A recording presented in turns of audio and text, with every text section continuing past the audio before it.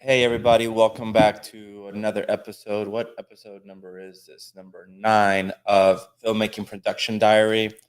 I think we pretty much know what the name is going to be. So as of next week, it'll probably have an actual title. So I'm your host Miguel Ortega. This is my lovely co-host Tran. Hello, everyone. And today we have a special guest, our friend Dominic, who is helping us out with the rigging.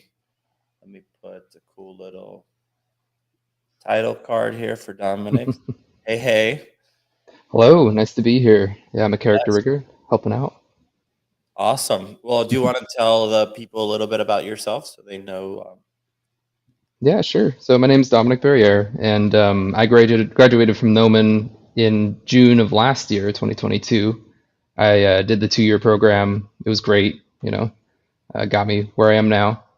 Right outside of Gnomon, I got a job at Digital Domain for a bit, and I helped out with some Marvel movies, some other things. And then unfortunately got laid off from Digital Domain just because of the current climate in the studios. And it kind of lined up perfectly because pretty much right after that, Miguel came up and said, "Hey, you want to help out with the film?" I was like, "Oh, yeah, of course."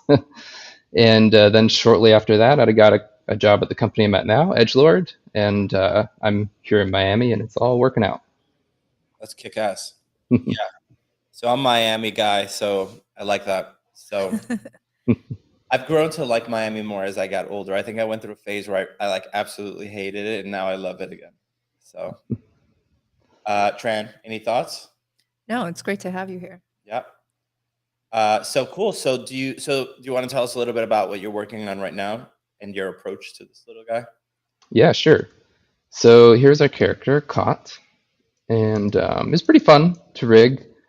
Relatively basic humanoid as far as the major controls are concerned.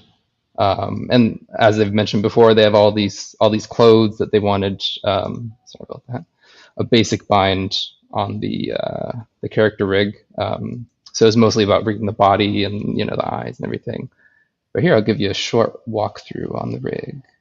Yeah. So just so those that don't know, all the clothing we do is simulated, but we asked Dominic to weight the clothing anyway, just so the pipeline we usually do is do the mocap, immediately bring that into Unreal with this clothing, with the skin clothing, just so we can block out all the shots.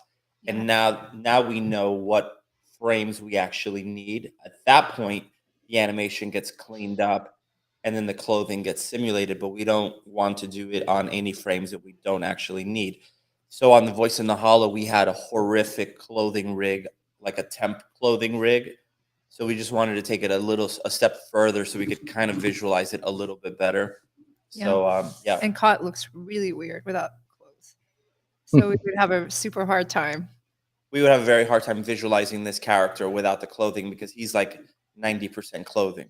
Yeah, he's mostly all clothes. He's a stick figure. He's a happy face with a body, basically. Yeah. Yeah, go for it. I'm sorry. Oh, no worries, no worries. Yeah, it's you guys definitely seem to have a streamlined pipeline, so that's good. But here we'll dive in. So, with any rig, you essentially start with the joints, the bones, as some other people call them. And with this character, like I said, relatively simple humanoid, fingers, 2 arms, 2 legs, proportions a little different from a regular human, obviously. And as far as all this up here, I knew that we wouldn't be manually controlling all of these bits up here, but I wanted to give the control down later in the line for whatever reason. If we needed to tweak them for whatever, I put the joints at the center of each one of these, so they're all bound individually, and we can manipulate them later should we need to. And I think that's a great thing to do when being a rigger. You're kind of diverting all your stuff down the pipeline, so it's good to always think how people down the pipe are going to use it, like animators, even people texturing it, stuff like that. Sure. So yeah, we have our basic joint layout there, and we'll bring up all the controls, hide the joints so you can see. So with this rig, we have an FKIK setup on all the limbs, and all of these diamonds back here, there's two there, two there. Those are the settings for each one of the limbs. I like doing it that way because it localizes all the controls, so you're not digging around. Okay, where are the finger controls in here? Where are the for the FKIK wherever else? And one thing that Miguel said that would definitely needed to be in was finger sliders. So we have those. Here, we'll demonstrate a little bit. And rotate each finger individually, and in order to like guarantee they can get whatever poses they want instead of just bending all of these at one rate. I included finger tweak controls, so then if we need to like tweak the fingers on top of these, you can. So you have a lot more control. Yeah, put those all back.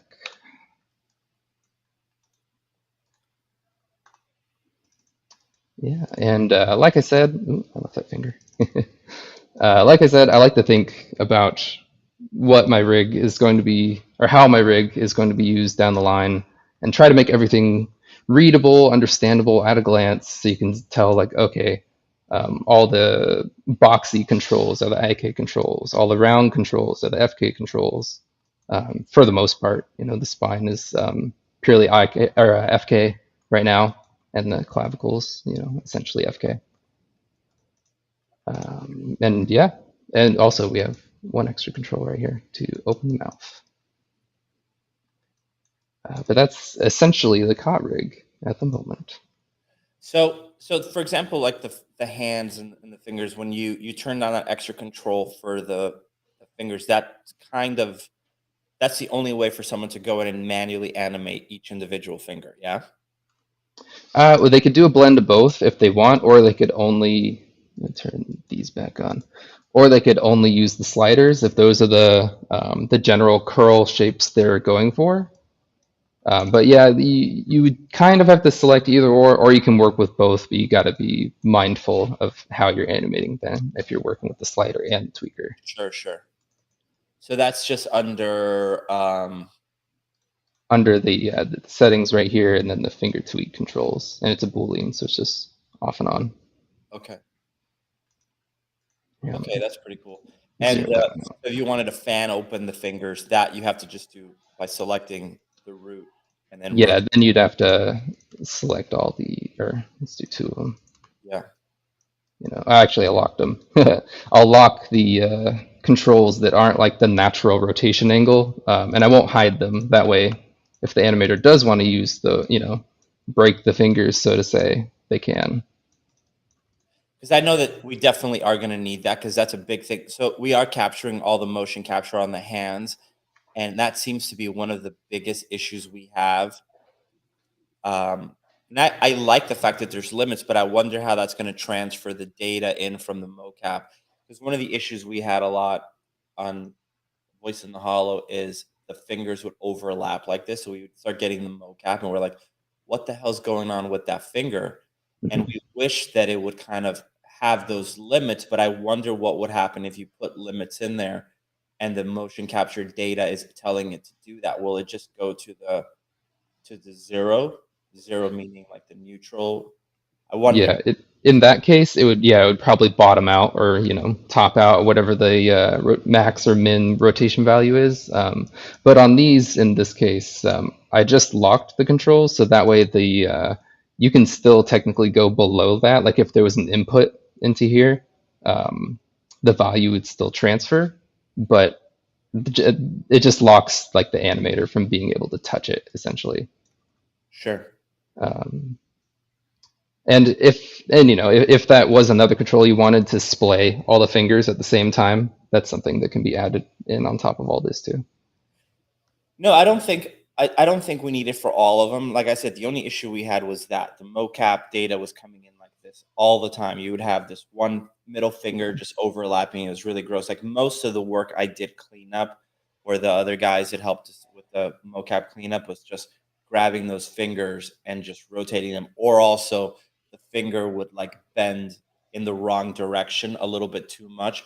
because they were gloves basically. So if the person that was wearing them did not have the exact fit of these $5,000 mocap gloves, which of course we can't have different gloves for every size or else we'd be broke. But so the finger would sometimes, because the gloves were too big, would bend the way they would if a child were to wear your gloves, right? Like the fingers would just kind of bend up. So yeah, I just wonder how that's gonna, if there's a way we could kind of work with those limits to avoid that. And I don't mean so much on your part. I mean more in the part where the data is being fed into the rig. Yeah. That's. Are you using Motion Builder for the motion capture, No, we're or doing it all in here. all in here?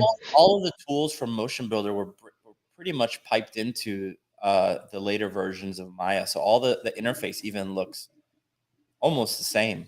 Yeah. Okay, yeah. You might be able to straight up just say, I only want the, in this case, it would be like the rotate Z value. So then you completely ignore like the any of the splaying. It might be possible, yeah. Okay. So can we do like some of the stress tests on this guy? Let's just see how he's doing. Like you bring like his arm.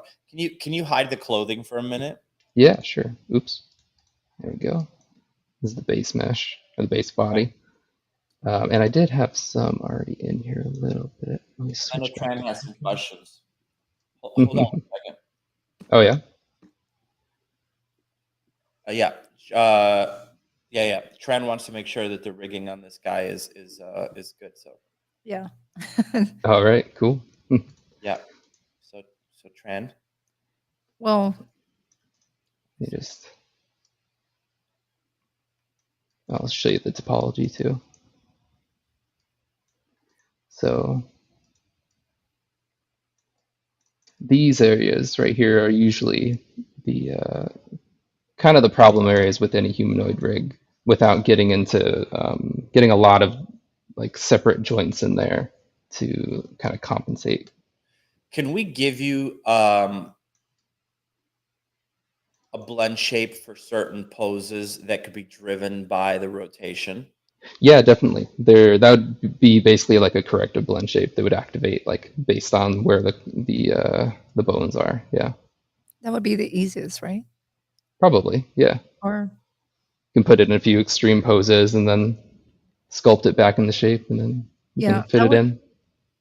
I mean, that would work for us because then we'd like to, well, like the rig, whether we have a rig or not, and whether we bring in, well, we have a rig, but whether we bring the actual rig into Unreal or not really has a big effect on our pipeline. Because what we'd want to, or at least what, we'd want to do is be able to have hair on his face because he's fuzzy, right? So we want it to look very soft. And if we have to, if we can't, like on Voice in the Hall, we didn't have the rig. So Well, you're explaining this really weird. yeah. Okay. So you want to back explain it? Yeah. So a Voice in the Hollow, we only brought in Alembic files into Unreal. We never brought in the rig. Yeah. And when you bring in Alembic files, you cannot attach a fur as easily as you can if there's a rig inside of Unreal. You can't attach it onto Alembic at all. Yeah. So then what happens but the is, reason why we had to do Alembic over the rig is because the rig was so busted that we had to go in and do shot modeling for almost every frame. yeah, and then the problem is if you bring in Alembic for the model instead, when you have fur, you need to bring in every single frame. So like if you have 200 frames, you need to cache out every single frame. And if you have a rig, you only need just that still. It's like an asset, and then that gets parented onto the rig, and it's not so heavy.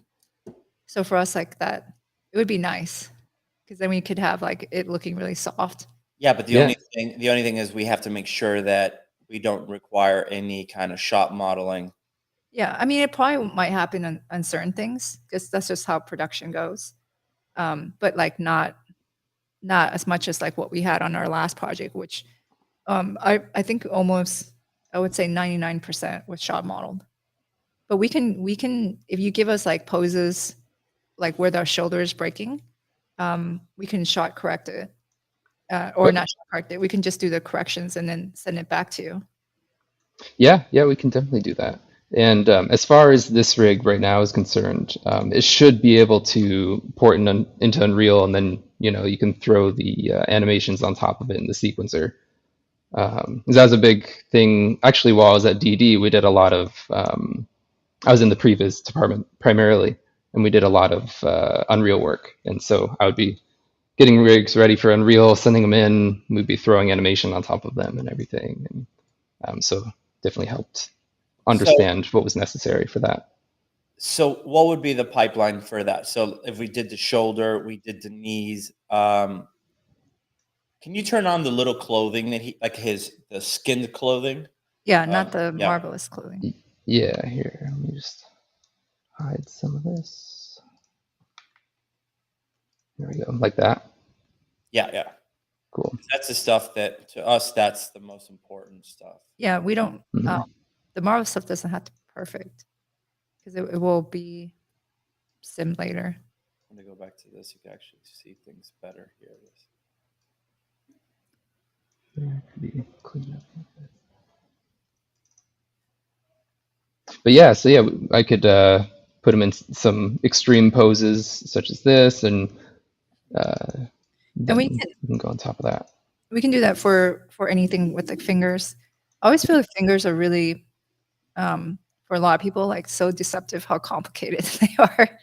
Absolutely. To avoid the rubber hosiness. Well, not just that. It's like the thumb on when it moves around, it's like this. It's so complex on the hand, like in real life, and that's why it's so hard to draw hands or even sculpt hands. Yeah, it gets tricky with rigging because it's essentially you have like the metacarpal like outside of the central body of the hand, and so you have it like starts out here and then it goes in. So it can definitely be tricky. Yeah. Can we see the legs again? Yeah, sure. Yeah, just like kick that leg forward. Let me zero this out real quick. Oh, let me grab the pull vector too.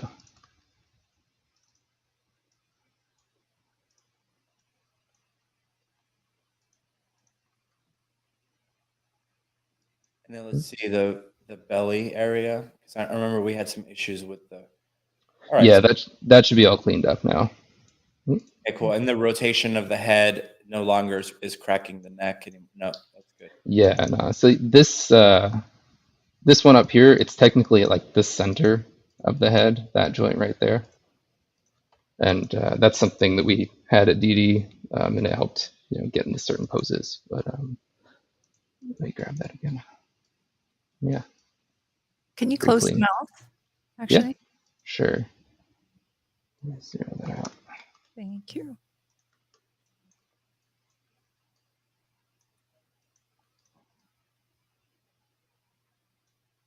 I'll show you from the. So the rotation there, does that seem odd that it's like rotating? On this one? From here? On the head, trying to pay attention to that. I am paying attention. Which part seems odd? Which were you talking about? The rotation of the head. Like the location of the rotation, or?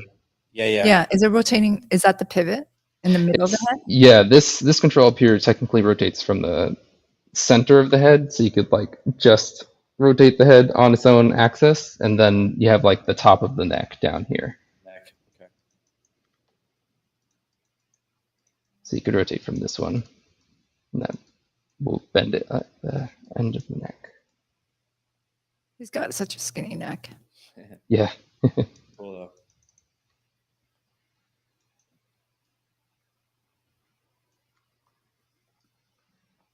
though. He's so top heavy. Yeah, got a big tennis ball head. Yeah, it's a gigantic ball. And then the eyes, the eye rig is basically just you have the little thingy there. Okay, cool. Yeah, so you have, this is like the master for both of them, and then if you want to move them individually, you can, Yeah, that one's hard to see because the eyes are so black that, yeah. yeah, there you go. Oh, that's cool. Yeah, and here I'll move it on its own axis.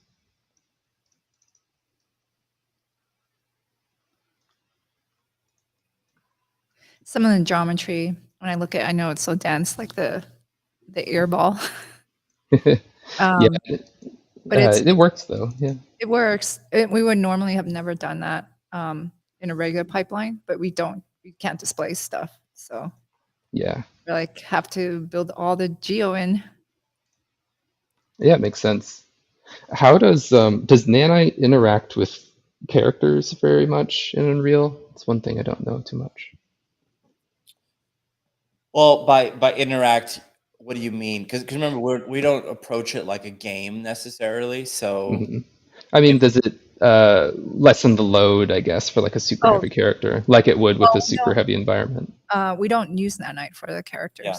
Oh, Yeah. okay, okay. Yeah, I wasn't even sure if that was a thing. But Unreal can handle. It's really before I started using it, I always thought, oh, you got to limit your poly count, and then in a game you do, because you have to have really good frame rates so that when people are playing, it's smooth. Mhm. But it can really handle so much geometry, like way better than Maya. So it has no problem with whatever dense mesh. But we only use the nanite on environments, and then Okay. all our characters are just geometry, just regular. Yeah, awesome. Okay. So what is left on this guy, if anything? Left to add. Yeah. The first big thing would be like space switching. So like for the eyes is a pretty good example. So like let's say, and one side note, you have two controls down here. So that's the placer and the master. Placer is placing it in the scene. Master is placing the character in the right location, Okay. essentially. But yeah, so we'll move the character out here. Move this a little bit. Let's say we wanted the eyes to be, or the eye control to be locked onto something over here. Well, if I move this at all, it'll move. It's not tied to the, or no, it is, sorry, my bad. It's tied to the center of gravity, or like the root control. So if you wanted to keep the eyes here, we would have to basically add like space switching controls, which would kind of be like, okay, do you want this tied to the center of gravity or the world or one of these other main controls like the placer or the master? So then you can kind of choose where you want things tied to, and that can apply to either like the eyes, any of the IK controls, the pole vectors, stuff like that. Okay, cool. So I mean, then it's like fancier than what we had on the Voice in the Hollow. Yeah, it actually looks really cool. Yeah. cool. But yeah, as far as adding stuff, that would be the first thing I would think of. Okay. Can I see more of like the feet? Should we do like just how it bends? Yeah, sure. Oops. I think, yeah, here we'll go to the right foot.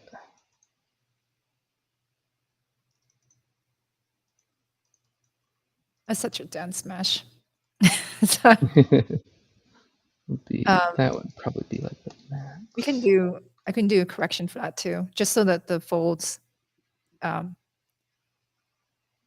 a little bit better. Mm-hmm. One of the. Do you want to? Sorry. Yeah. No, sorry. Go for it. I'll go after you. Okay. I was just gonna say one of the challenges with this character, kind of specifically, was the. Oh, there are also finger tweak controls on the toes. I forgot to mention that. If you want to wiggle the toes individually or anything. Oh, that's awesome. Yeah, here, I'll show one of those real quick. And that was kind of a problem because like on a human foot, all the toes are kind of in line. And so when you set up this like IK bend right here, it's pretty simple since they're all like the metacarpals are kind of in line. But then with this character, they fan out kind of like at least on the inside of the character, kind of like a dinosaur really foot. weird feet, yeah. This Yeah. doesn't make any sense. So, Well, they do now. What were you gonna say, Miguel? Oh, okay. So I'm just still stuck in the whole corrective shape thing. So would you give us the problematic shapes and then we would just fix them? yeah, that would be awesome. Sure, yeah. Like I could, what we could maybe do is I could make a short animation of him going through extreme poses. Maybe send you like an MP4 or something with the frame range. You'd say, okay, that frame, that frame, that frame, or that pose. We'll say that pose, I and mean, I then think I'll send you the geo from those poses. there's some And that then, we know for sure, like, okay, like doing like a T pose or like the arms up like that. Okay, like that would be like one. mhm. And then one where the arms are going forward, right? Maybe the arm at a 90-degree bend, right? So that kind of stuff that we just know for sure we're gonna have the Yeah. wrist bent. Yeah, and also, yeah, like with the clothing and the folds on the outside when he bends, just to try to just clean that up on the where it's crunched together. I think it looks pretty good. Like it's like way better. It's I'm like happy seeing it. Uh, but I'd yeah, love to hear that. no, So yeah, yeah, I think you're doing like really awesome. We yeah. just Cool. Thank you. I had such a hard time on the last project, and we didn't have any hair, and then this Mm. one, I would really like to have hair. I wish Unreal just had a hair system, because then you wouldn't have to cash out like if you'd have like in every movie I've ever worked on, we've always shot model. That's just how it works. That's just like the standard. Mhm. And then for Unreal, it's such a thing because they don't have a hair system, right? So then you're literally cashing out every single frame with like a million strands of hair, and Oh it's so man. mad. And then they also the other thing with Unreal is it has a limitation on the size of the Alembic, right? So you can't go past like 2.5 gigs, and if you Mm. have a million strands and you have 200 frames of a million strands, it's impossible to do hair. But hopefully that is something that's changed in the future where they have a hair system. So so you're not doing like all these frames of strands. It's crazy. Yeah, So definitely. yeah, so back to the shape modeling thing. When do you think we could get those by? And would they Uh, be isolated? So it would just be one shape with the arm 90 degrees. That would be left and right shape. And then you would send us the knee bent left and right. yeah, sure. You wouldn't need them to be isolated, right? Yeah, that would yeah, definitely, Yeah, because because you want them we isolated to each location. okay. Okay. So would Yeah. you be giving us the pose or would you be like duplicating the geometry and exporting it out as an OBJ? Probably that. Duplicating the geometry in that pose and then sending you those. I could name the poses on what they are and then send them to you and everything And then we're as an gonna OBJ. fix isolated parts. So let's do Yeah. one pose first so that we get it to work properly before we do like 100 cleanups and then we realize that we need It doesn't work. Yeah. Or we did something wrong. Yeah. Yeah. Do you want to do that? So let's just do like the shoulder first since it's the most obvious one. Like let's just do shoulder up, left and right. Okay. Yeah, here. Bring everything back.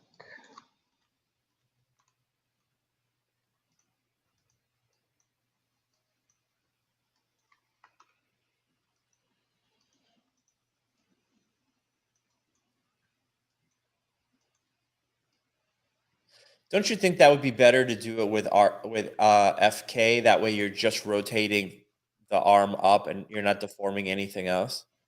Sure, yeah. Yeah, let's do it that way.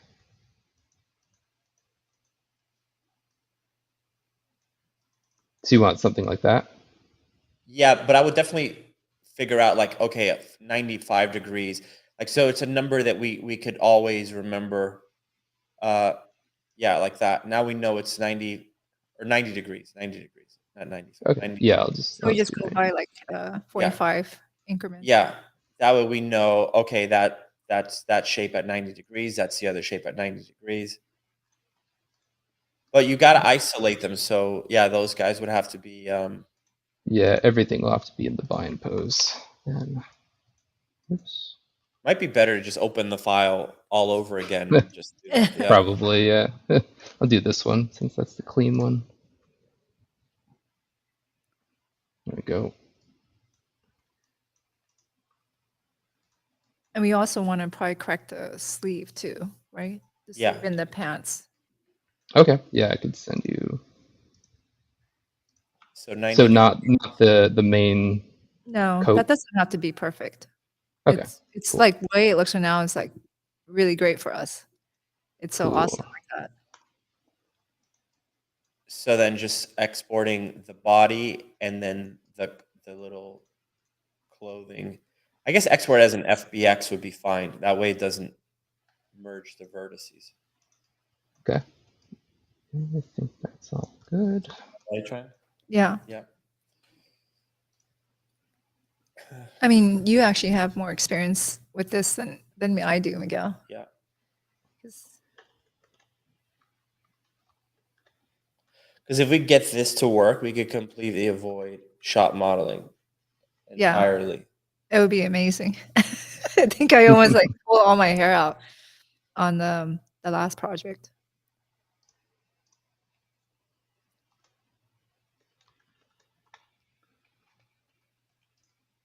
Okay. And then aside from shot modeling, I just think it would be so nice to be able to have hair.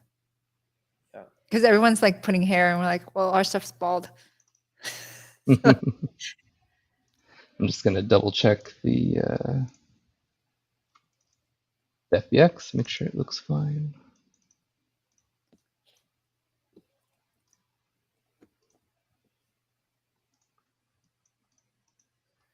The rigging part of the process was the bane of Tran's existence on The Voice in the Hollow.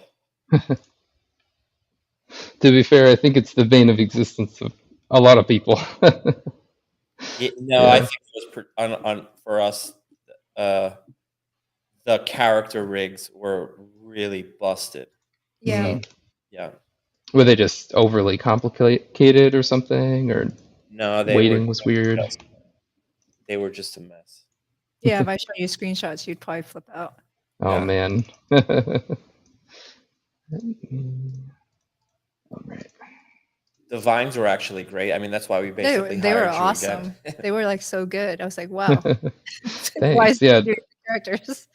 that was definitely fun to do. I remember when you first gave me that, I was like, okay, yeah, cool, that'll be good. And then I looked at it and was like, oh, this is gonna be like 1,200 joints. Yeah. But you It's see, good it though. served it's such an important part of the film. Like they are in a way their own little characters. Hmm. The guys really had to get that to feel alive. It almost feels like it's all simulated. There we go. I just duplicated it so it didn't have any connections to the bones or anything before. Yeah. So just so for those that are watching, if they're trying to figure out, bro, I really want a Japanese girlfriend. They were so pretty. I don't know what the hell that means. Okay.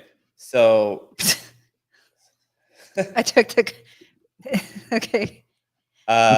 So wait, can you open that up again? I just want to explain to people what we're doing. Oh yeah, the FBX. Yeah, one second. Yeah. So the idea here is that you don't have to get everything to work perfectly in the rig, in the sense of like weighting everything. Like, so you could export this frame, which you could see the shoulder looks busted, and a sculptor could now fix that. And now you have this thing that whenever that rotation of the joint hits that pose, it starts warping into the sculpted shape that we did. So it'll always kind of like art directing the deformation a lot more. Not kind of like it is exactly that. You're art directing the deformation, and it's being driven by something as simple as like a 90-degree rotation. Mm-hmm. So, yeah. So awesome. So yeah, if we could get that for all the problematic ones. So let's first do this one. Let's fix it up on our side, and we could do like a really rough cleanup just to see before we spend a lot of time. Then we'll send it back to you and then pop it in there, and I think that'll be great. Okay, cool. Should I send Yeah, it you to can you send any us. specific way? No, just Okay, cool. you could just even send us that Maya file. Yeah, that's probably easiest. Oh, okay. Do you want the FBX or a Maya file? Either one is fine. I think Maya file is fine. Yeah. Okay, here. And that way let's see. it's exactly how you have it. Oops. Is there anything else you want to see on that rig, Tran? Since No, I think it's shoulders, maybe some of the feet. Like his knees I didn't really get it. They seemed fine, but I didn't let's get take a look at the knees one more time. Yeah, let's look at that. So I know elbows will always be a thing. I guess where it depends, like a lot of bending, the feet, maybe that maybe the knees and elbows, and maybe looking at the wrist too, because we can also fix anything that is weird. I know that mesh is like super dense. Like I've never made meshes like this before. So, until we started working in Unreal. So Here, I'll do 2 different ways. Then we'll bend the foot on this one. Oops. In IK. Oh, and there's one more control I forgot to mention. There's like a ooh. Well, ignore that actually. It was working last time. It's like a foot rock, so if you bend it that way, rock on this side, rock on that side. But the IK probably got weird in here at one point. yeah, so maybe that. And then the knee, maybe? Let's take a look at the knee.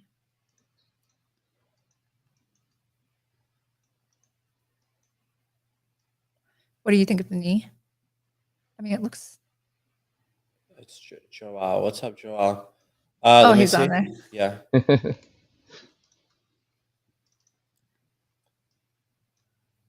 I mean, the knee seems fine. I don't know what you think. Yeah, it looks good. I still think we could shot model it. Well, maybe like the pants. Yeah, the pants. It's more Yeah, like the pants look kind of weird. Yeah, this bit around here, I could soften that up in weight painting. What's up, Jason Hall? I don't. Joao. Yeah, I think. Yeah, maybe. Well, when I look at the wrinkle on the knee, the way it's curved looks weird. Yeah. No, and there is some interpenetration there that you might be able to fix up a little bit. Yeah, let's just fix it. Okay. That looks pretty good. It does look pretty good, but you just want it like, I don't want to shop model anymore. Yeah. So, Okay. yeah, Cool.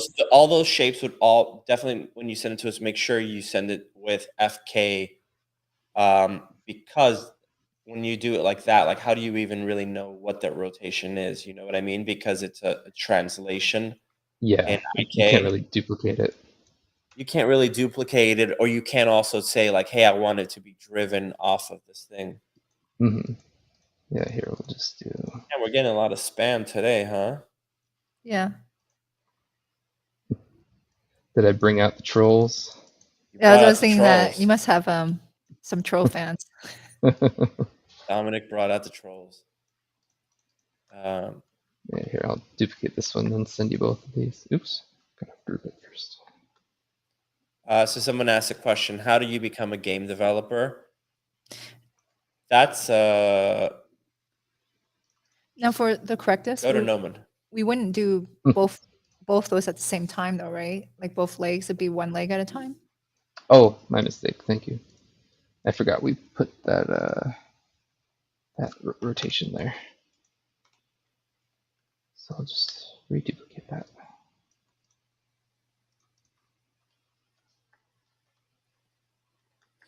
So becoming a game developer, you just have to.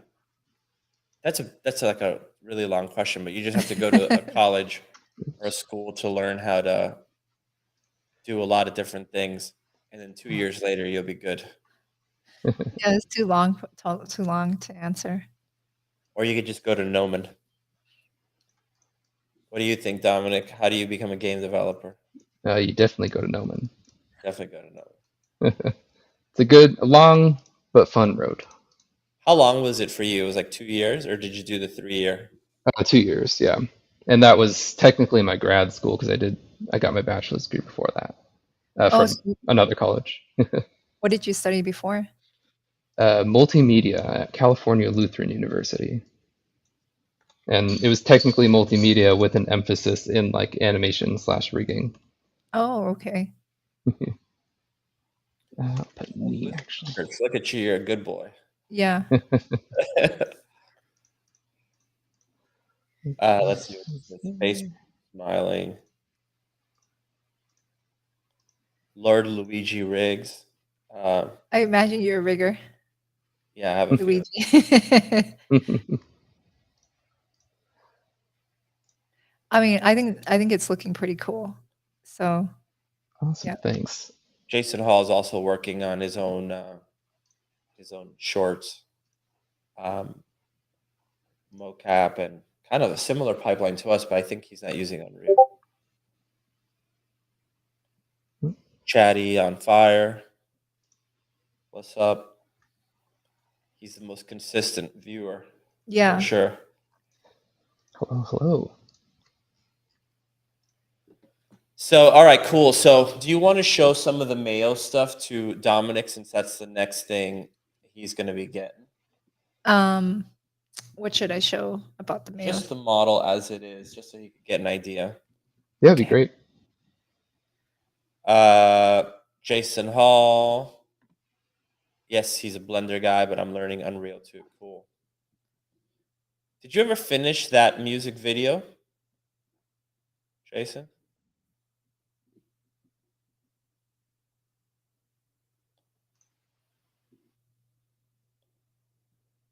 Okay, so He did. Yeah, you even had an event at Gnomon. I saw it. Yeah. Okay, so here is our second character. I am working on his topology. Wait a minute. Hold on. Sorry. ahead. I did not see the whole thing. I just saw the stuff you sent me. So I need to see this music video. All right. So sorry. Okay. Go for it, Tran. Okay. So for the body, he's going to have different topology because his face is so different. Like the Kot's face is just not going to, it's just not going to fit very well. Oh, okay, yeah. But if we, right now, he's not done. This is just a hair geo. We'll actually have real hair. So for us, that is kind of like a, like again, a step that we really want to get into our stuff is just getting hair to work. And then this will be like kind of made into one mesh, but you can see what his body looks like right now. He is a little bit more developed naked, right? But that's because he has a scene where he runs around naked. Yes. So, like if you saw Kot didn't have any of that stuff. So that's what he's like here as far as his body. He's got simple teeth. This is going to be a marvelous mesh, so that will be simulated. Okay. And then I can also deliver this just in quads for you too. Yeah, it'd be great. It helps a lot with binding and weighting. Yeah. Sure. So what also whatever is easier for you, you could always let me know. So okay. Yeah, definitely. Because I do want to make it easier for you. And then as far as like what needs to be skinned on his body, he's got gloves. This is already retopo. This is just not the file. And then here he's got little shoes. So he's actually more simple. But can you go to the little PP again? Like, why is it just like a little triangle? Because that's not. Oh, that's not the weighted one. It's not the retopologized one. Sorry, the retopologized one. Yeah. Okay. So the retopology, right now the topology is really uneven. I see. Right when you look at that, and I already have half the body done here. So here he has proper topology on his wee. Okay. Jason, it's very important. On the shoes, that was last week's stream. Yeah. The topology on that. You are going to have to rig that. So think about that. I was going to ask that actually. Your first rigged little PP, so that's awesome. Yeah. So, well, we talked about it. Like, well, if he's naked, does he have anything? Of course, he has to. We were gonna put a zipper there because we thought that might be a clever thing. Okay. Zipper. But oh, what the hell? Yeah. So that's his body. This one's a little bit more even, whereas the other one is very distorted. And then I'm just working on his face. Mhm. But that Very should cool. be ready pretty soon. Are they the same height, Cot and Mayo? He's shorter. He's a little bit shorter. Yeah. Okay. So Mayo. I might. Okay, I might be able to use the same, joints for both of them. Maybe. Yeah, well, I have to come. Okay, yeah, perfect. Actually. So his body proportions his body is not that different as a base, Mhm. right? He's They got both a have really long arms and skinny Cot's neck. got a heavier bottom also. Okay. Yeah. So when he runs, he looks really weird because of his giant head. You put on Mayo's clothing there. Males, well, that's a different file. Oh, I see. Let's do that. This is just a file where it's not cleaned up yet. And then for anyone wondering why Cot has these different colors, these are material assignments for Unreal. So that when we import them in, we're not manually assigning all these different materials. He's got a lot. So for every color, every color represents a shader. And if you do it manually, it just takes so long. We have a question for Dominic here. So I've never done complete full rigging. What is a preferred way to go about it? Combine, weld, mesh, and then rig and weight paint, or keep it separate? What about accessories? Do I give them the same skeleton, or do I cram them into sockets? Okay. Yeah, so as far as the mesh itself, it is definitely easier when it's all connected together. Like for instance on clothes, like the Cot's big clothes anyway, and other clothes like at other studios and stuff. A lot of times the faces won't be connected together. So if I weight paint, like on this shirt right here, if I weight paint on the hood, it might not be connected to down here. So the weight might not transfer with my brush stroke to down here. You have to separately do the verts, paint the verts down here. So it's easier when it's all like welded together, because then when you draw a brush stroke, it'll go over everything.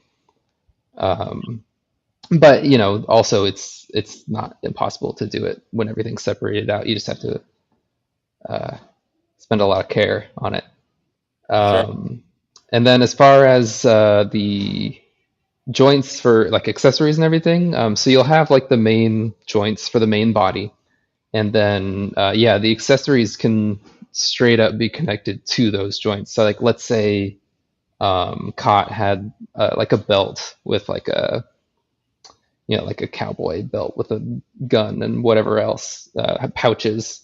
That can all those you can put joints for each, like the gun, the pouches, and everything, and have them parented under the like hips or the root control, or root joint.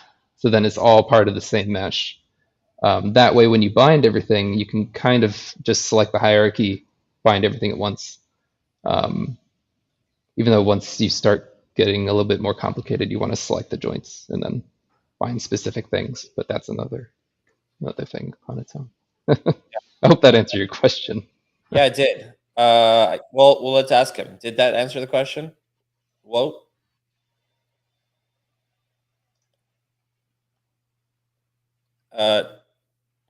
Thank you so much. You're welcome. I'm too old. I have no idea what that meant. I'm like, what the hell? I got you. Don't worry. Dominic is a younger generation. He got it right away. I'm like, tism. So it is much easier if things were built into one.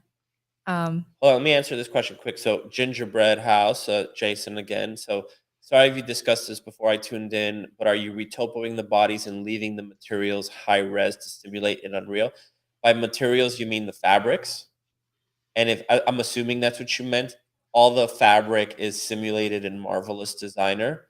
Next week's stream is actually with Marvelous Designer.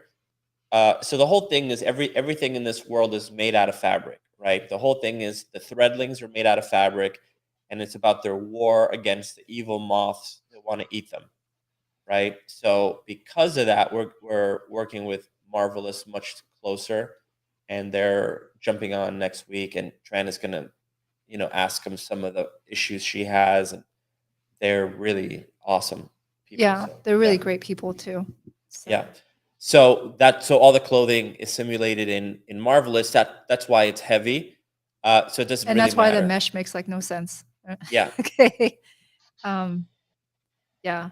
So this, if you were to look at COT, this whole piece, that's just one selection with some dirty geometry, is what will be simulated. And then some of it is rigged, like the sleeves here and the pants, and they look a little bit cleaner.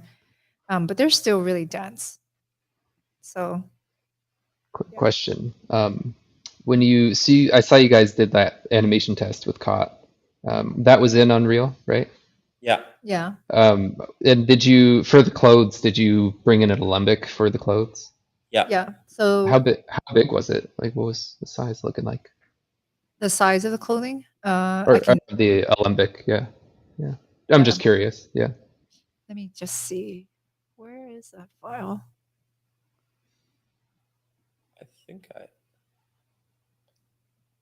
me 1 second. Let me open that here so people know what we're talking about. Oh, it was not big. It is like just the cloth itself is 18 megabytes. Nice. That's great. So I think COT himself, if I select him, well, COT's not the things that make COT really heavy. Well, is like this crap right here, like the ears. Here. So it's this right here. Yeah. And this actually looks much nicer with the path tracer. So this was the test without path tracing. It looks almost like a V-Ray with path tracer on. It's crazy how good it looks. Awesome.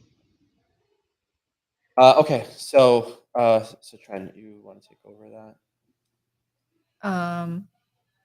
There we are. Yeah, so I think the character COT himself. So this is 152. He will be larger. He's like going to be twice the size. But we never had problem with this as size. The hair is like kind of big when you're cashing out every single one. So the hair is kind of a challenge, especially because like, a human head has like 100,000 strands, right? And if we put fuzz all over his face, it's going to be more than 100,000 strands. So those things reach gigabytes, and yeah. So the Alembic bringing in Alembic cache to Unreal has a 2 gig, 2.5. Depends on the day, depends on how lucky you are. Between 2 and 2.5 gig limit. Anything after that, it'll take 20 minutes to import and then crash. So we have to keep it small. And the problem is when you have a ton of little fibers, you'll just max that out really fast. So that it's like, plus our project size would just be ginormous. So like on the Voice and Hollow, we didn't have any hair, and we reached the project was like 1 terabyte, right? So now if we were to do hair and have that be a full cache, I don't even think our hard drives are big enough for this project. So yeah, there's all those things. The other thing is like we on the Voice and Hollow, sometimes we had some things that were big in terms of Alembic, and we had to stitch it together. So it would be like a long sequence, and sometimes for whatever reason it just got really large. If it was like 4 gigabytes, I'd have to export the first half of the frames and then export second half as 2 Alembic files, and then we put it in the sequencer and we stitched it. But I really don't want to do that with hair because I think I would just cry. I don't think we could do the project. So yeah, that would be a lot for sure. Yeah, it would just be insane. Like you're then we working in a way where we're just like we're like duct taping the pipeline together. So, yeah. Yeah. So, okay. So what else we got? So, did you want to show anything else, Tran? No, I mean, I don't know if you had any comments on what you were seeing. Oh, on on this guy. So I think he, again, the clothing would be the shoe. His shoes are like more normal, right? He doesn't have any toes like this guy. So maybe he's easier. And then the glove, which this is not retopoed. By the way, let me just give a shout out to Jillian because Yes. I Hey, put her up Julian. here. So, So Hey, Jill. how did I know you were going to be on today's stream? I had a suspicion. So yeah, Jill's awesome, super talented artist. yeah, very Yes, talented. she is. She's amazing. Yeah. One thing I wanted to ask with Mayo, so will you want pretty much all the same controls for Mayo? Yeah, pretty much. Yeah. Okay. Yeah. I think he's going to Cool. be easier because he doesn't have as much clothing, even for the temp rig, and he doesn't have all the balls on the head or whatever. hmm Yeah. Yeah, his clothing will just. The thing that we're freaked out about this little guy is the mouth, because he basically has Beaker's mouth from the Muppets. So how does his mouth even work if it like Well, Muppet mouths open like they just do they're this? they're like sock puppets. Yeah, but what happens Yeah, once it we is. want to get a bunch of expression? A question, let's see, a question to the pro. You think amateur animators can get away with auto rigs like AccuRigs, for examples? What's the real downside with those compared to a custom-made rig? For Dominic. Well, I did hear you talk about this a little bit, Miguel, last stream. You talking about AccuRig, and you were basically talking about the flexibility with it. Because yeah, it's great. It can be great for what you're doing, but then if something doesn't work or something needs to be fixed or something needs to be added on top of that, You're screwed. yeah, you got screwed. Yeah, you need a rigger to do that. Yeah. But yeah, I mean, as far as the downsides of using automated tools like that, that's generally the downside, is that the flexibility isn't exactly there. If you're with like relatively simple humanoid characters, they can be great. They can save a lot of time. But once you start adding any like bespoke controls on top of that, it can be a problem if you don't really know how to do that. Yeah. And then we have a big question here. I have been thinking about the possible solution to using properly simulated clothes with animation state machines so the clothes look great compared to plugins in engine simulation. If you make all the anims for transitions and looping, it doesn't even fit in there.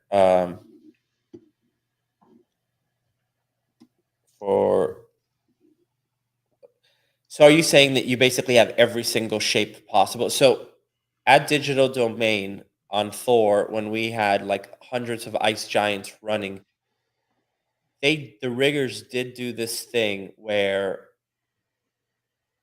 they did simulate every single possible movement these things could ever take. And it was actually pretty funny because you'd go to their computer and it was the ice giants kicking both legs up at once, which of course is impossible.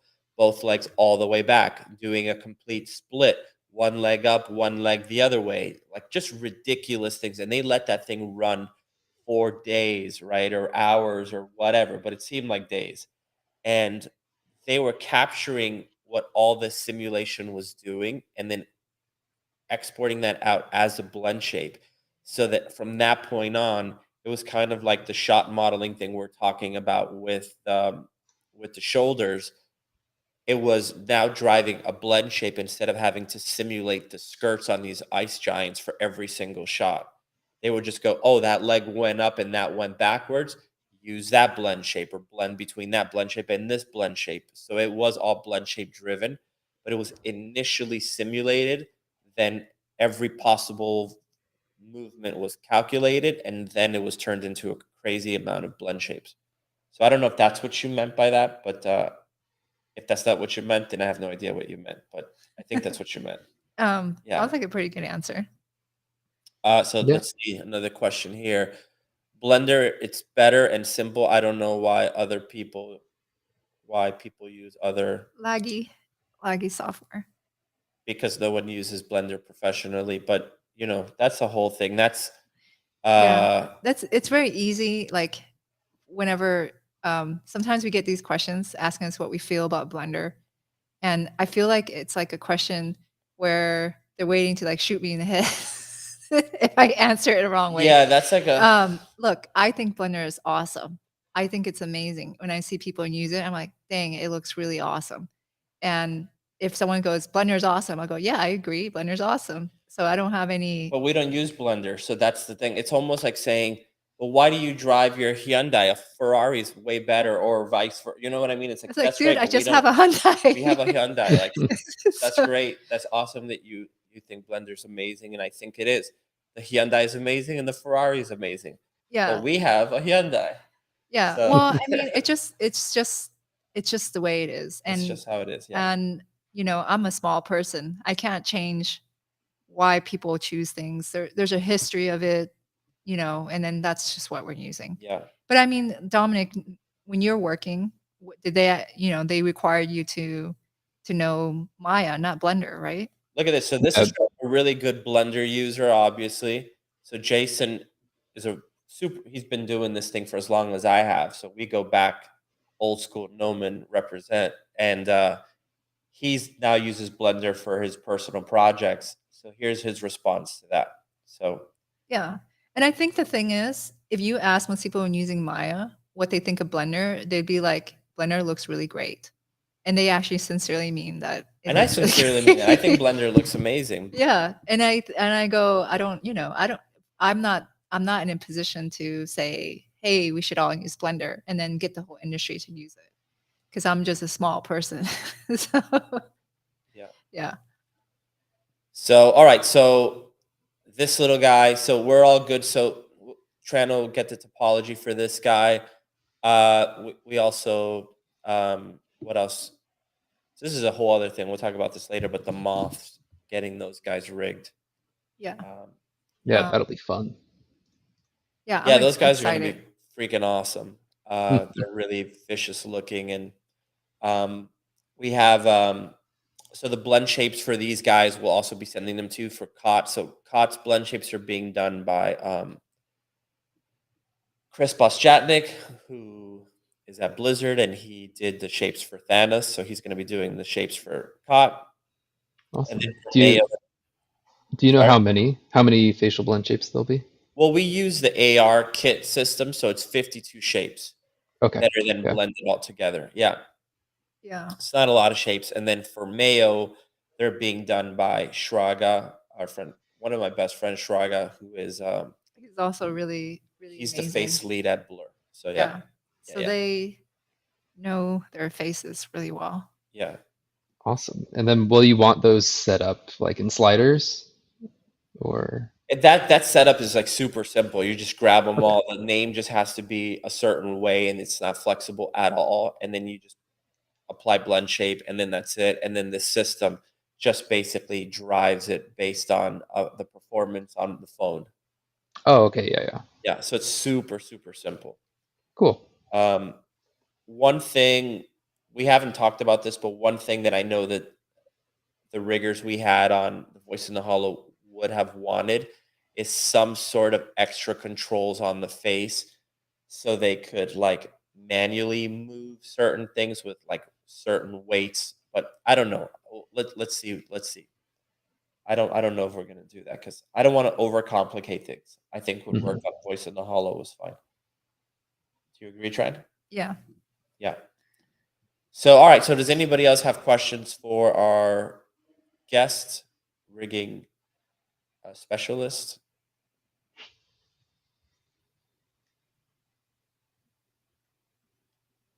Let's see. Any other questions here? So, what does this mean, Chatty? Are we going to see his parts on the next stream? That would be nice. You put that right when Mayo was naked, so I don't know what you mean by his parts. And then saying that would be nice at the end. We got a lot of questions to this question. So, okay, so we have one question. I'd be typing it out. Typing it out.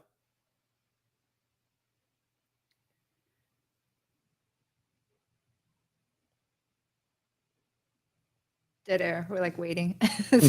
How many animators are going to be working on this? Probably as many as Voice in the Hollow. So I think we added like 4 or 5 at the end. Most of it is motion capture, so it'll mostly be motion capture. The stuff that we know we can't mocap, of course, is going to be like the moths are not going to be able to be mocapped. Obviously, when these little guys are getting attacked or ripped apart or whatever, that can't be motion captured. Okay. So yeah, this is going to get pretty violent. Love it. So let's see. Are there any tools you know that? Well, it kind of depends on the geo. Like for instance, I'm working on a character now at here in Miami, that has kind of like, it's not exactly armor, but there's like soft under part, and then there's like solid pieces around the body. And since it's not separated in that case, you can weight paint strictly by the verts. And I don't see your armor, but hopefully it's in places that make sense for the joints. So like piece here, but not exactly right here. Or if it is here, there's like multiple not meshes, since it's all not separated, but at least pieces that you can use to shift over each other. But yeah, in that case, you'd probably have to go in and manually paint the verts themselves. But as far as like tools, personally, I've tried to stay away from third-party tools while I was going through Gnomon, just because I knew whatever job I got, I wanted to know the basics 100%. Or not the basics, but the fundamentals of rigging 100%. So then when I use their tools, I'll have that background. So yeah, I don't know any tools, unfortunately, for painting. I know I've heard of like NG Skin Tools is a big one that people use that has extra, like more tools for you to use to like mirror the weights over and weight specific parts. So you could try looking at that tool maybe. Yep. Okay, so that's great. So another comment here. So Chatty was not talking about Mayo's wee wee. He's saying I meant Dominic showing his rigging work. Okay, so they want to see. Chatty wants to know if you were going to show more rigging stuff. I don't. Probably not any live stuff right now. Anyway, since it's like work stuff. I could link my demo reel somewhere maybe if you'd like. Maybe we'll have him show his demo reel by the end of the stream if that's cool with you. Yeah, it's up to you, Dominic. Sure. Yeah, and it's it's the one from Gnomon, so it's not Sure. DD stuff and stuff like that. But yeah. Oh, I think most people have demo reels that are old. I don't even have a demo reel. Feeling sad that some of them might not make it. Yeah. You feel sad, but you kind of want to see them get ripped apart. Don't lie. So let's see this one here. Can't wait to see the moths animated. They look badass. I agree. Yeah, all those pincers. It's gonna be great. Yeah. And then lastly, thanks for the answer. So yeah, of course. Yeah, I think maybe what Chatty meant is like, if I'm not mistaken, is he wanted to see your approach to rigging, like actually, like how you would maybe weight something or how you would set up your joints. I think that's what he meant. Okay. Yeah. We could go through that if you'd like. Yeah, go a bit more technical. I'd like to see it since I don't rig at all. Okay. Yeah. I think maybe we could do that. I think because we only have like a few minutes left. I think that's like another episode where we could just jump in and Dominic could just show his. Yeah, possibly on Mayo. Yeah. When that one's progressing. Yeah. Cool. Okay, so let's see what else. You see, so about seeing them get killed. He put so true. So yeah. So cool. So anything else we want to show? So other things on our side. So the script, we're finally done with it. So first pass, the script is done. We're pretty happy with it. We feel like so we've written 3 full scripts so far, and we didn't like any of them. Chatty is on fire. Yeah, that's exactly what he meant. So yeah. So you actually getting quite a bit of questions. So I think your stuff is really popular, Dominic. So, Awesome. I'm glad. yeah. Thank you. Yeah. So they're definitely making another request for you to come They on. want you to come back. Yeah. We would be happy to have you back if you were Yeah. down. Cool. Yeah. Be cool. Once the moth comes in, that would be cool too. Showing that. Yeah. So so yeah, the script is done. So we have to go back in now and just like sharpen certain things. Like the thing that happens with the script is once it's done, you're really seeing it for the first time. So the funny thing about scripts, or not scripts, but ideas, is every idea sounds so great in your head, and until it's written out, it's completely worthless, right? It's worth something. It's worth something to you.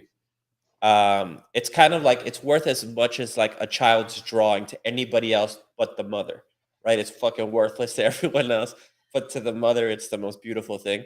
It's kind of like that. Like your idea, if it's not written out, is the equivalent of a child's drawing to a stranger, right? So once you write it out, you kind of see the story for the first time for real, and the themes present themselves. Unless you're trying to be very heavy-handed and be like, I want to make a story about inequality. That's not how Tran and I write. We always just kind of make the most messed up story possible, and then at the end, we're like, oh, this is about this, and we hadn't stopped to think about it. Right? Yeah. Okay. I think that if you there's probably there are definitely writers out there who can just say this is what they intend for the story, and then they nail it and they hit the mark. Yeah. For us, it will be very forced, and then we'll end up with a script where characters are doing things just to get to what you want them to do, and it will feel like they will feel like puppets moving through the story, and then that's probably that's the worst thing that you can do for telling a story. It's just having characters that have no life of their own, or no thoughts of their own, just doing things.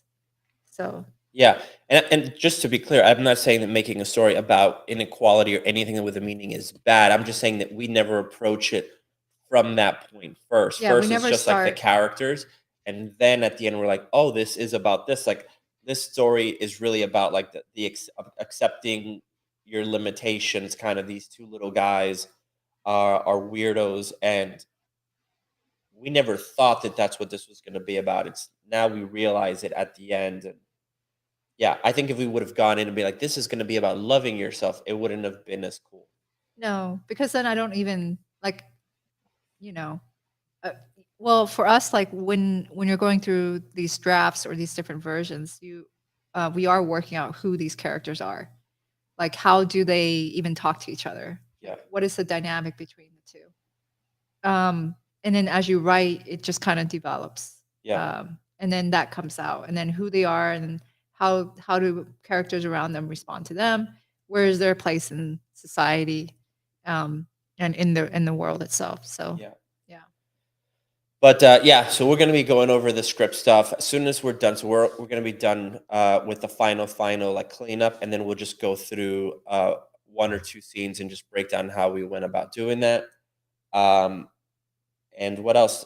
Other cool thing is we have next issue of 3D World magazine. We have the front cover of that, which is pretty kick-ass for the Voice in the Hollow. So, Yeah, that's super cool. Yeah, so we're pretty excited about that. See Koa on the front cover is pretty cool. Yeah, and I think that's it. Anything else? No, Tran? I think that's it. So, yeah, I would love to, get those shapes and then fix one of them first, and then see how that works for you. Yeah. And then finish this guy up. So I haven't gotten too much done on Mayo because, Miguel's been handling the bulk of the writing, and then now we're just doing it together just to final it. We usually always do that part together. So, yeah. But it's good because now that it's done, I could finally jump onto 3D, which I've completely given Tran all of that responsibility up until now. So, and things will move a lot faster. Yeah, much when faster. There's two people instead of one. So, yeah. And that's why we had Sadan help us with the moths, so that helped a lot as well. It did, and I mean his work is like so good. So it was amazing and perfect. And he's doing that while he's getting bombed in Ukraine, which is incredible. He's a freaking champion. He's amazing. Yeah, so I hope he stays safe and that nonsense ends pretty soon. So, all right. Well, I guess that's it. Does Dominic, any last thoughts? These guys want you to come back and show some stuff. So think about it and then let us know when you're ready. Yeah, I'd love to talk about it some more. And thank you for having me. This is great and it's a lot of fun. Do you want to show your reel before? Sure. Yeah. It's just on Vimeo. Let me pull it up. Let's see. I think there's another question.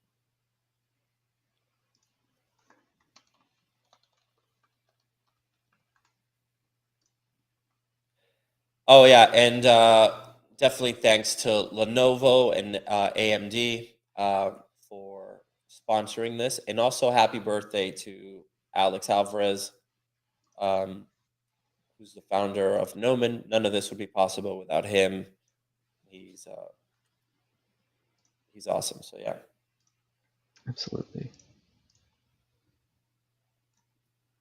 All right, so let's put this up here. All right, should I just start it up? I muted it. It's just simple music. Here we go. So this is my reel from Gnomon.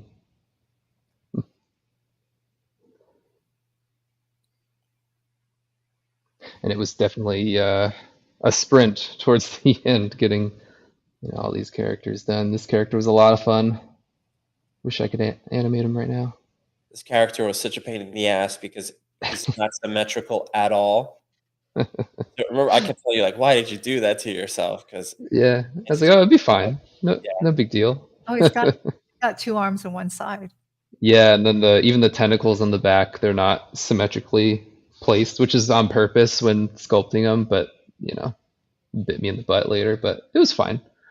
The character came out really cool. Yeah, the weighting looks pretty good on that. Thanks.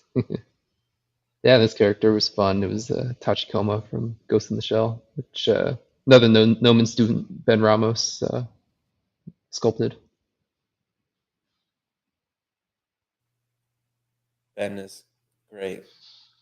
Oh yeah, definitely.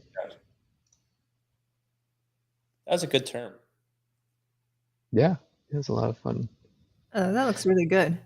Yeah, there was like an auto rotate script that I implemented into this character, so you could just drive him forward and not worry about the wheels. They have these claws, that come down in the ground. How do you like rigging something that is more organic versus something more mechanical? It's a toss-up because I love both of them. I feel like with mechanical stuff, once you really get into the nitty-gritty, this piston connects to this arm, which connects to this plate, it gets really cool in my opinion. Once you really start getting in there, right now I'm rigging a character at work that has all these pistons and pieces. Yeah. But it depends on the character, honestly. I try to approach any character the same as far as the mindset is concerned. It's a very nice reel. Yeah, and then this character was by Time and Tufel, another Gnomon student. I haven't done a lot of hard surface stuff in the past several years, but I really love doing that. Maybe if we do a next project, we would love for you to rig that too. Yeah, definitely. That's nice stuff. There. That TV, can you play that TV part again? Because it was pretty cool. It's the wiggly antennas and all that stuff. Yeah, it was I wanted a cartoony character in my reel, so I wanted to give a lot of character through all the pieces, squash and stretch, and have the antenna. You can like adjust. So that's basically a sine wave. You can adjust like the size and frequency of the sine wave in there too. That looks so kick-ass. It is. It's pretty cool. Look at that. It was fun. That little weight on it. Everyone, It's got a VHS tape. Yeah, all the buttons. And yeah. Look at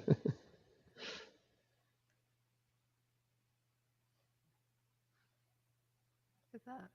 So this is literally what he got when he finished Gnomon, so that's pretty cool. Yeah, it's a nice reel. Thank you. Look, we have some comments here. So this is great. Cool rig, like all the touches. Yeah, I really like the wave sign. Yeah, thanks. Yeah, that was a lot of fun. Oh, look, Alex is here. It's my birthday tomorrow. Yes. Oh, tomorrow? What? Tomorrow. Yeah, it's weird. We all have our birthdays kind of close together. Yeah. Oh, it's my dad's birthday tomorrow, actually. Is it really? Yeah, yeah. I didn't realize what day it was. He's born on tax day. Yep. So. Yeah, nice stuff, man. Thank you. Thank you. Here, I'll bring us back. Yeah. Ooh. Sorry. I didn't mean to click that. That's all good. So, okay. So next week I'll be on here with Megan, and we'll go more into Marvelous stuff. So she's an expert. We'll talk about some new features and then some questions I have. Whenever I talk to her, it just keeps going on and on and on. So I think there will be plenty of things to like discuss. And then for those you guys, you know, if you're going to plan tuning in next week, maybe have some questions for her. It might be a bigger audience since she does in particular have her. She's pretty popular. I think she has like a following for sure. So yeah, so it's pretty cool. And again, it's because this project is all about fabric and marvelous designer. What a perfect combination. So yeah, super cool. So the project is called the Threadlings. So let me just, this is what it's going to be called. So this is the name of the show, but it's going to be called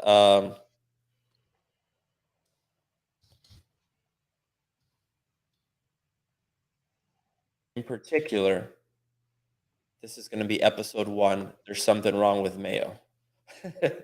So that'll be that's the name. The and Threadlings, episode 1. There's something wrong with Mayo, and Mayo is this little guy over here, who may or may not be a serial killer. Yes. Yeah. So yeah. No, he's not serial. He's not a serial killer. But he's weird. He's weird. Like us. It's Fraggle Rock meets Carrie. Yeah. So that's the spiel. So all right, if anybody has any questions, now's the time. If not, so yeah, this is a whole series. So yeah, we're definitely making this as more than one episode. So Voice in the Hollow, it was easy for us to wrap it up because we killed everybody. But this one, we want to. Everybody died. This one ends with a cliffhanger, and we want to set up like a hero's journey with these two little guys. So they are our, you know, Luke and Han Solo, but they're just weird. Yeah. So tune in next week, and thanks again for participating in the chat and being here, and thanks again to Lenovo and AMD. Yeah, and if you want to follow any more of our work, you can follow us on Instagram at halfemptystudios.com. Next week we have it's Megan, right? Mm-hmm. Yeah. Megan. So we'll have Megan from Marvelous, and our host or our guest today was Dominic. Dominic, do you have like an Instagram page or anything that people can follow you at? At the moment is just my personal Instagram, but I'm working on getting my art Instagram up, you know, jobs and everything. Okay. Okay, cool. Thank you, though. All right, guys. Bye, everyone. Thanks so much. We'll keep it a little bit shorter this week since we went a little bit over last week. And then, yeah. So they're saying, thanks, Dominic. Yes, You're Dominic. a rock star. Dominic needs to come back, right? Yeah. Yeah. Thank you guys. It was great. Yeah. Bye, Bye. everyone. Bye. So let's do. Here we go.